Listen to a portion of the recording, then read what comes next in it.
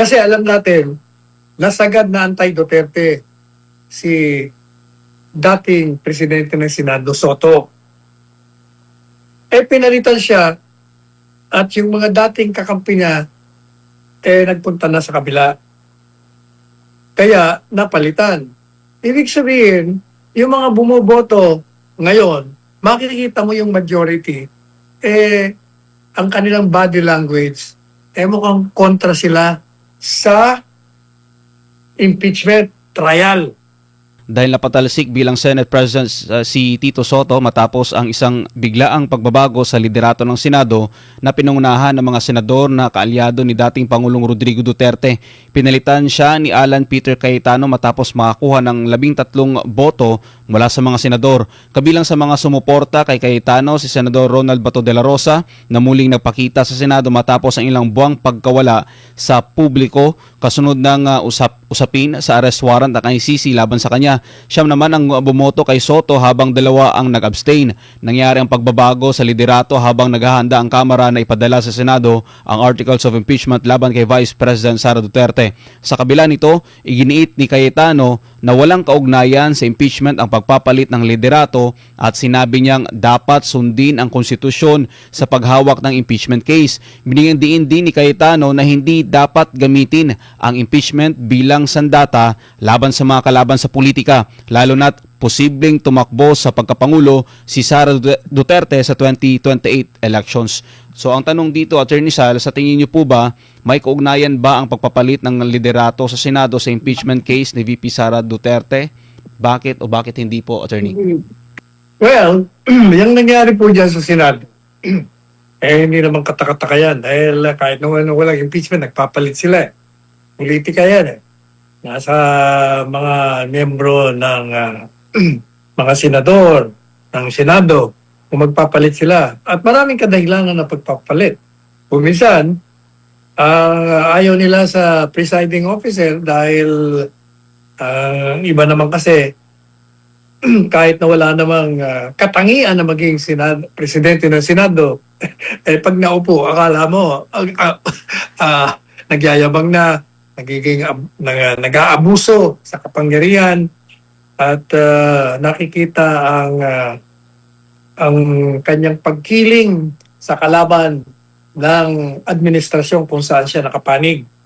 Kaya iba't ibang dahilan Regardless of sino man ang presidente sa Senado ngayong impeachment, sa tingin natin, hindi naman sinusunod ng mga senador kung anong kagustuhan ng presidente ng Senado.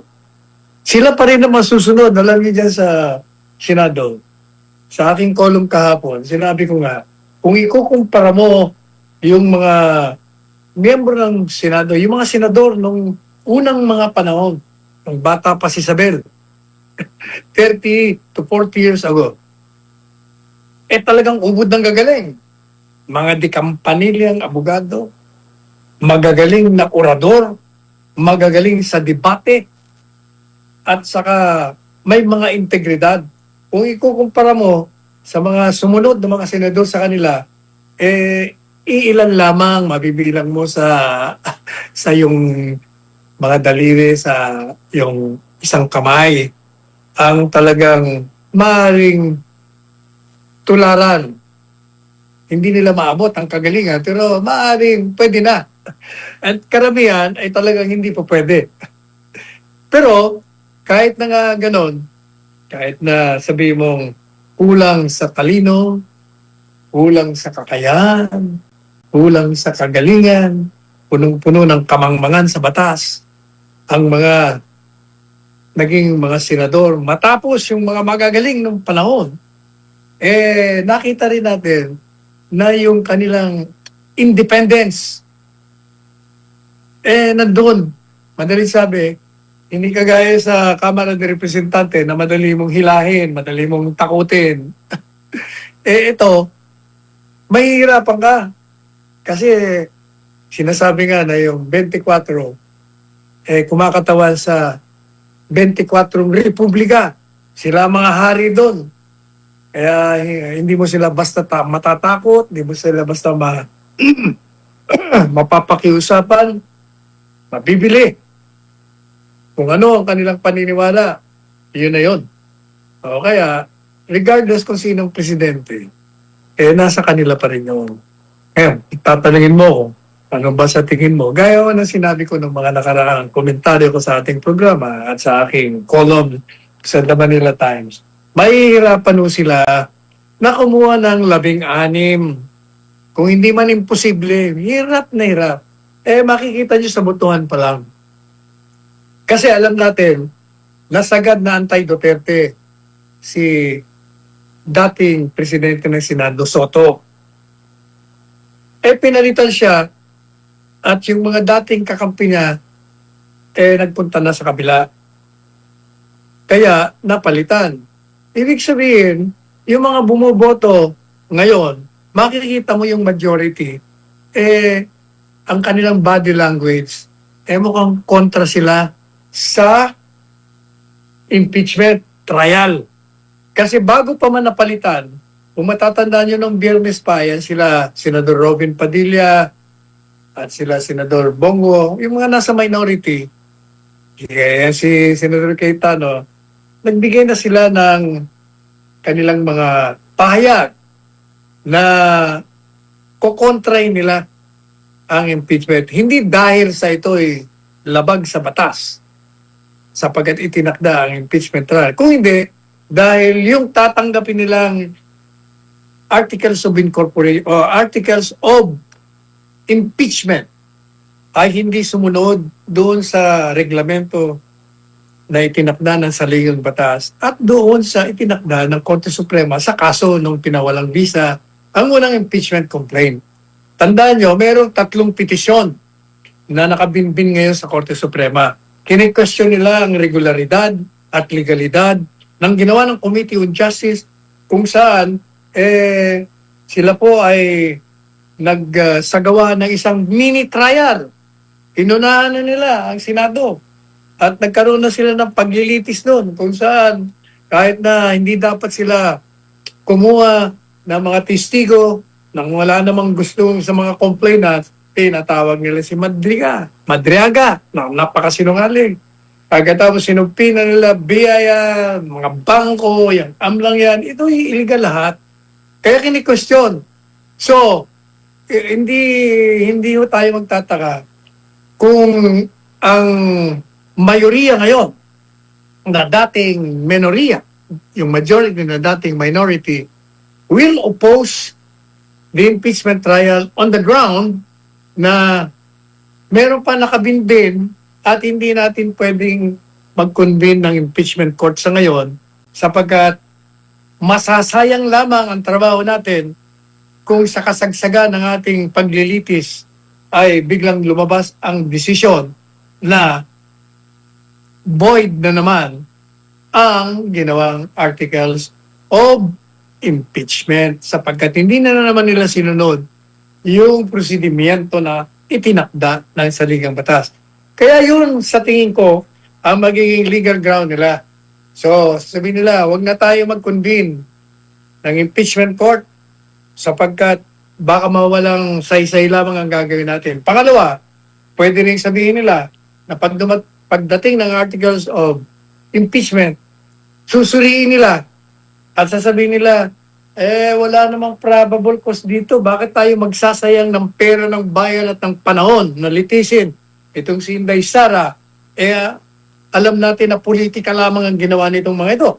O kaya, pwede ho nilang gawin yon. Dahil bilang impeachment court, meron ho silang kapangyarihan at ibinibigay sa kanila ng saligang batas. Ang exclusibo yan, jurisdiction. Sila ang dapat na magbigay ng desisyon kaugnay sa paglilitis ng isang impeachable official na na-impeach.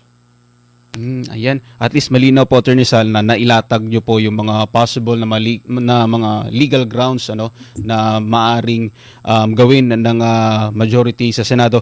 Ibig sabihin po ba nito, Attorney Sal, makakausad na ang ating bayan at matututukan na yung mga pangunahing problema considering na humaharap tayo ngayon sa krisis, Attorney Sal? Not necessarily.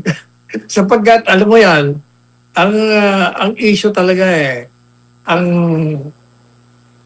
tinitingnan ng lahat ng miyembro ng Kongreso, whether Senado o Kamara de Representante, ang magaganap na 2028 elections. Kung ang layunin talaga ng mga may hawak ng kapangyarihan ay sirain si Inday Sara upang ito ay hindi maging kandidato at matalo sila sa Senado at mukha namang talagang mangyayari na nga gaya ng paulit-ulit nating sinasabi sa programang ito at sa ating mga artikulo sa The Manila Times. Anong gagawin mo kung ikaw ang promotor ng impeachment, ng pag-aaresto sa mga Duterte sapagkat sila ang magiging sagabal sa pananatili mo sa kapangyarihan? Talo sa impeachment. Trial. Baka hindi pa nga magkaroon ng impeachment trial. Madali sabi, bokya ka. Anong gagawin mo? Kung ang layunin mo, kailangan hindi matuloy ang si Inday Sara. Ang gagawin mo, walang eleksyon sa 2028. Tanong, magagawa ba nila yun? Aba, bakit naman hindi? Kasi sa ilalim ng batas, pag meron ng kaguluhan, merong karakasan na maapektuhan ang kredibilidad ng isang halalan at mapufrustrate ang tinatawag na will of the people, pwede hong itigil ang halalan. Paano nila gagawin? Aba, yung may mga hawak ng kapangyarihan, kayang-kaya nila hong gawin yan. Bakit kayang-kaya? Aba, nakita niyo naman kung paano labagin ang karapatan ng mga kababayan natin. Kita niyo naman kung paano nilusob ang KOJC. Sinira ang ari-arian, pagkatapos maraming nasaktan, kinulong nila ang spiritual leader ng KOJC na si Pastor Kibuloy. Nakita niyo naman kung paano inaresto, dinitini, itinapon sa dahig ang Presidente Duterte ng labag sa ating saligang batas, labag rin sa Rome Statute na lumika sa International Criminal Court. At nakikita rin natin yung mga kritiko ng administrasyon ay kanilang tinutugi sa pamamagitan ng pagdemanda sa kanila ng kung ano-ano, kahit na ano, basta mademanda. Aba, kaya-kaya ho nilang gawin na gamitin ang puwersa ng mga kalaban ng Estado, the enemies of the state. They can use them to wreak havoc, gumawa ng gulo, gumawa ng karakasan, kumbaga, planado. O pwede nilang gawin yun para magkaroon ng batayang legal na magdeklara ang namumuno sa ating ngayon ng emergency situation. At syempre, pag may emergency situation, national emergency, magagamit mo ngayon yung mga emergency powers. Pwede ka na magdeklara ng batas militar. O, pwede nang walang eleksyon. Yun ang nakikita natin. Kaya tuloy pa rin yung politikang yan. Tinitingnan nila, kaya lang, alam mo, kung ako tatanungin nyo, hindi na, we cannot afford to have this destructive avenue for change na eto na naman tayo. Nung panahon ng Marcos Sr., nagdeklara ng batas militar, Martial Law 1. Kung magkakaroon ng Martial Law 2, ganun din naman ang mangyayari. Mauulit na naman ang kasaysayan natin. Kung merong EDSA Power 1 at EDSA Power 2, magkakaroon naman tayo ng EDSA Power 3. Ang problema po doon, every time na ginagawa natin yon, lalo tayong nalulugmok. Yung ating ekonomiya, babagsak na naman. Dati na nga bagsak, pabagsak uli. Ganun palagi nangyayari. Ayoko na ho yun. Kaya sinasabi nga natin, magbago na kayo. Because we cannot afford another political upheaval that will destroy the economy of this country at magkaroon tayo ng paghahati-hati na naman. Kasi politika, puro pagnanakaw ang inaatupag ng mga nasa kapangyarihan. So, kaya yung iniisip mo na magiging normal, hindi. Tuloy pa rin yan. Tuloy kasi si Sara Duterte at si Rodrigo Roa Duterte ang nananatili na sagabal sa pananatili sa kapangyarihan ng mga nakaupo ngayon.